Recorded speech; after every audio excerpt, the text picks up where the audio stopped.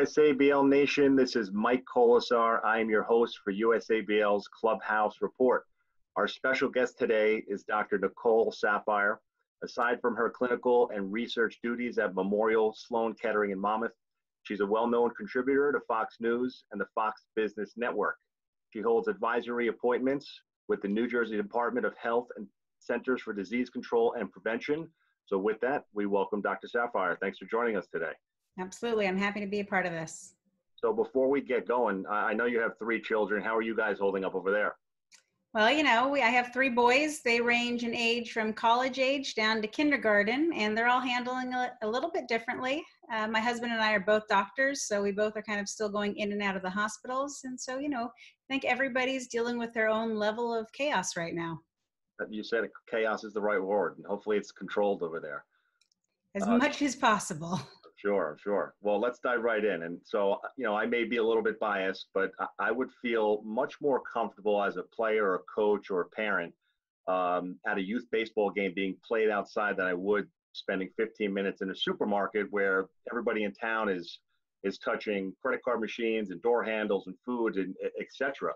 You know, we're talking about youth baseball being played on 1.5 acres to 2 acres of land. Players between the ages of 6 and 18, and majority of the parents and coaches are 45 years old or younger. Based on your knowledge of the data, what's the level of risk for those demographics in a sport like youth baseball to resume, obviously provided that there are safety protocols being implemented? Sure. Well, I mean, comparatively speaking, if you were to look at the flu, we know that children are affected significantly more than we're seeing with COVID-19, which is a wonderful thing. However, that's not to say that kids themselves can't be sick or can't transmit the virus. But the good news is the risk of death for anyone under the age of 25 with COVID-19 is 1.5 per million people. So that's a very low death rate, which is wonderful to hear. And about 2% of the confirmed COVID-19 cases that have actually occurred in kids under the age of, it's only been about 2% of confirmed COVID-19 cases occurring in people under the age of 18. That's incredible. And that's the same data in the United States that we're seeing in China and Italy. So it's about 2% of all those who are tested are under the age of 18. Now, that's not to say that we haven't had a handful of deaths here in the United States. It's true, we've had several. I think there were about 2 in the age from 1 to 4, a couple in the 5 to 14 age brackets. But the bottom line is that kids are escaping this illness, doing pretty well with it. One of the studies that actually came out of Rutgers in New Jersey showed that of the kids that had to be hospitalized with COVID-19, about 83% of them had some pre-existing condition, most commonly being obesity, diabetes, or half of the kids who were actually hospitalized had developmental disorders that they were born with. So for the most part, it's not really the healthy children that are being severely affected by COVID-19. It's really those who have pre-existing conditions, similar like what we're seeing in the adult age. However, that being said, there's a lot of headlines going on right now talking about this delayed immune reaction that of cases are popping up around the country in children. And that's something I'm watching a bit closely. In New Jersey alone, there are 18 children between the ages of 3 and 18 that have shown signs of this new illness, which we're calling Pediatric multisystem inflammatory syndrome. And what that means is about 4 to 6 weeks after they have been exposed to the viral infection, they're coming down with prolonged fevers, rash, abdominal pain, diarrhea, and they're thinking that it's actually that child's immune response to the viral infection. They're not actually actively infected with the virus, but they're having some bizarre immune type reaction, similar to a Kawasaki syndrome, which is another rare illness that happens in children. But again, there's a little over 100 cases reported across the country right now, so that is still very rare, few and far between, but you will see some more headlines about that as we go along. One of the biggest issues regarding children and talking about COVID-19 is the concept of asymptomatic spread. And the problem is children live in multi-generational families where they actually can have more vulnerable people living at home with them. So if you're doing what you can to protect the vulnerable, then the child themselves, as I've already mentioned, is not necessarily at risk of a severe viral infection. But if you are limiting their interaction with the vulnerable, then you're also limiting that potential asymptomatic spread. That makes sense. I mean, that brings me to my next question. I mean, there are inherent risks of literally doing anything. In baseball, you can catch a flu from the teammate. You kind of touched on that. You could break your arm diving for a ball. Fan in the stands can get hit in the head. I guess my question is, how do you measure relative risks of playing the game like baseball to doing something like going grocery shopping or opening the mail? At what point do you make the decision to move forward? Well, I mean, relative risk is going to be variable depending on the certain situation. So, whether you implement certain measures in your community, your relative risk is going to be lower than, say, a community that's deciding not to implement any sort of social distancing measures. The bottom line and the most important thing to remember is this is a brand new virus. We knew nothing about. We have some information on it. We know that it's highly contagious, but we also know, as I mentioned, there's a lot of asymptomatic spread, which is why the virus transmitted so quickly and we saw so many cases, because we showed about 25 to 50% of people with the viral infection had no symptoms. Maybe they had a little stuffy nose, but the majority of them had no symptoms whatsoever. So they were just living their normal lives, transmitting the virus, which is why we saw that massive increase in cases, because people didn't actually know that they were infected, let alone that they were contagious to someone else. So moving forward, we have that information now.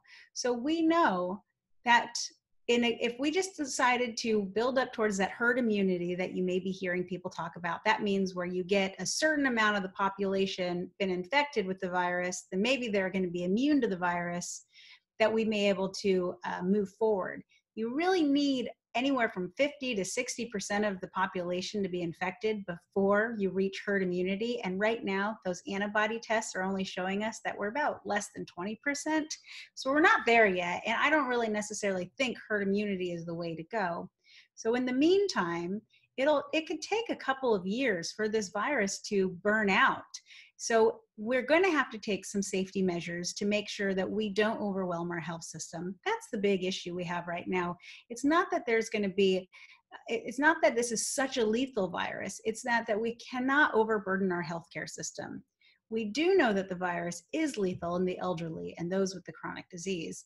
But so for the far majority of working class America and children, it's really not that lethal. So we have to figure out what's going to be our balance for getting them back to normal daily activities while also protecting our vulnerable while this virus is still circulating and we don't have proven treatments or a vaccine to prevent it. Well, let's talk about this now, the mental and physical health of our kids. As a full-time practicing physician and a mother of three, in your professional opinion, what are the risks of prolonged social isolation from otherwise healthy and active, let's say a 12-year-old child? Well, let me tell you, I mean, I'm seeing it myself. I have a 5-year-old in kindergarten who's struggling a little bit, and I see it every day. And, I have a 7-year-old, I have a 20-year-old, and everyone's dealing with things a certain way. But the truth is the risk to children's learning, their socio-emotional development and mental health really needs to be better balanced with the risk of spreading coronavirus. And when it comes to youth sports, we know that kids who play youth sports have higher self-esteem, stronger connections with their school, better relationships with their peers, and on the average, fewer behavioral problems. The discipline and training needing to participate in sports is crucial to children's upbringing. And, it builds team building skills, social skills, and it really just provides this network for them, for an outlet. And so we have to get them back to their physical activity, because physical activity in itself is good for them, not only physically, but mentally. And so when we mentioned that study out of Rutgers, out of the children who had acquired pre-existing conditions, that means not something that they were born with, a good amount of them were obese. And unfortunately, the United States has an obesity epidemic. We have nearly half of all of our adults are considered overweight or obese. And obesity in itself is a chronic illness. It lowers the immune system and lowers the ability to fight infection. So if we're trying to keep our children to not be overweight and not be obese, we have to get them out there to be physically active. A big question we're getting on our end is, how are we going to handle baseballs? What are the chances of one, the virus living on a leather hide of baseball in the summer heat? And two, the chances of this virus actually being transmitted on a baseball? Well, those are great questions. And the truth is, the most likely way that you're actually going to be exposed or contract this viral illness is if you're standing in close proximity to someone who is actively infected, specifically someone who is symptomatic. That being spread, we know that there is asymptomatic spread. But so the bottom line is this virus is respiratory and possibly aerosolized. So even talking can expel some of the virus particles. So that is why the social distancing, keeping that 6 feet if possible, is so important. And when you're not able to do that, why they're recommending a mask, because that'll really keep the virus particles from leaving your mouth or going from someone else's mouth into your mouth, nose, and eyes. That's kind of where it can transmit to. When you talk about how long can it live on a baseball or a mitt, here's the important thing that I want people to remember, because people are wiping down their Amazon packages and everything. And the truth is, yes, there are studies that show us that there are viable virus particles up to a couple days later on these inanimate objects. But here's the thing. If you touch them with your hand, the virus doesn't seep through your skin. The only way to contract the virus is if your hand touches something with the virus on it, and then you stick your hand in your mouth, up your nose, or in your eyes. So if you're talking about playing baseball, the chances of there being active virus particles on a glove, on a baseball, in the heat, in the humidity, with the UV light is exceedingly low, but it's not zero. So if it's there, the bottom line is you focus on hand hygiene. You make sure those kids are not touching their face. They are not sticking those fingers in their mouth. So certain measures such as that. You also specifically, you want to talk about washing the hands constantly. You have the wipes, you have the sanitizer. When it comes to, you can't shake hands, maybe we're not doing high fives anymore, we're not doing big hugs. Maybe the parent should sign a waiver saying if their kids or anyone in their household has had a fever, that maybe they shouldn't participate for at least a few days. Because the truth is, if they're living in a house, it's unlikely that everyone in that house is an asymptomatic carrier. One of them probably is going to have some sort of illness. So if there is a sick member of the family, then you should consider maybe the kid needs to sit out for that week because they could be an asymptomatic carrier. That's all sounds very hopeful in my opinion. And I guess being safe and having those protocol measures are going to be very important for anybody in youth baseball to move forward. Let's talk about your book, Make America Healthy Again. It touches on eating too much and sitting around too much. Do you have any suggestions on the best way kids can fuel up before a big game or a baseball game? Well, it's really interesting. My book, Make America Healthy Again, came out during the COVID-19 pandemic. That obviously was not timed. I don't think anybody would time to have a book release when all bookstores are closed. However, it's interesting because the content of that book is extremely relevant for what we are seeing right now. Because in that book, I talked about how we had a chronic illness problem in the United States that was overwhelming our health system. And what did we see with COVID-19?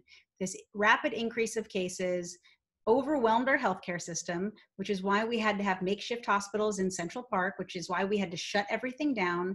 And our fatality rate, so many Americans have died from this because of the chronic illness problem. We have about 60% of adult Americans living with at least one comorbidity. And unfortunately, as I go into in depth in my book, children are having increased obesity rates as well as chronic illnesses.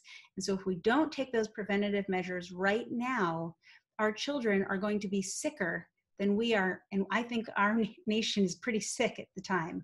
So when it comes to youth sports, I think it's incredible. I think the team building is absolutely essential for all children, as well as that physical activity and getting outside.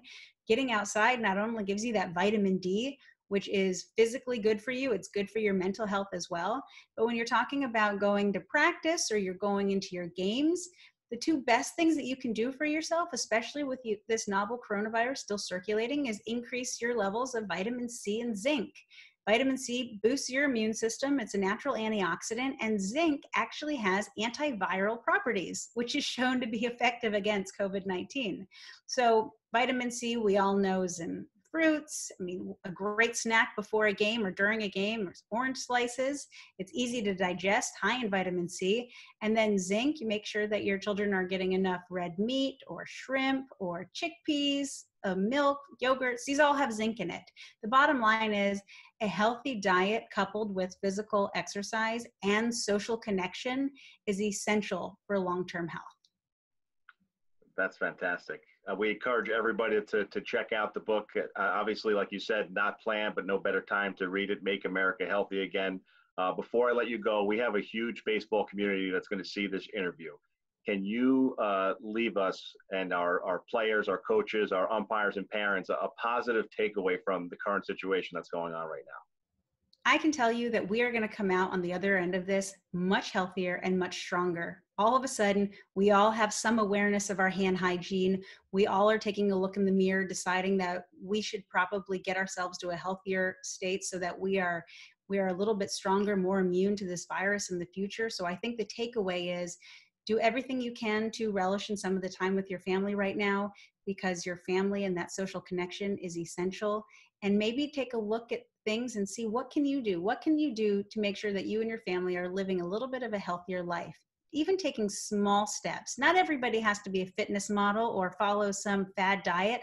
Maybe we can all just be a little bit healthier, because if we all took some measures and were just a little bit healthier, that would have massive long-term results for our entire country. Thank you so much. This was very informative and very helpful. We appreciate your time, Dr. Nicole Saphier. On behalf of the USABL staff, we hope everybody is staying safe, staying home, and staying hopeful that we will be out in the field sooner than later. Thank you again, Doctor. Thank you.